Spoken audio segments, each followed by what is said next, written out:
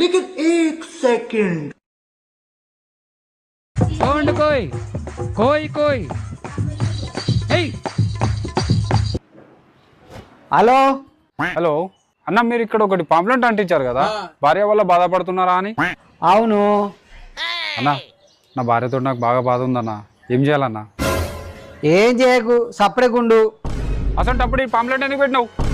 అదా, ఈ భూమి మీద నేను ఒక్కనే నా పెళ్లి చేసుకుని పెళ్ళంతో బాధలు పడేది, ఇంకెంతమంది బాధపడతారో తెలుసుకున్నా అని అట్లా పాంప్లిమెంట్ అతికిచ్చిన.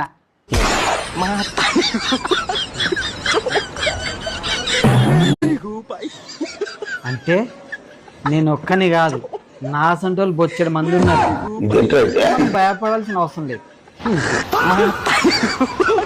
కచరా నా కొడక, లోపల నా కొడక.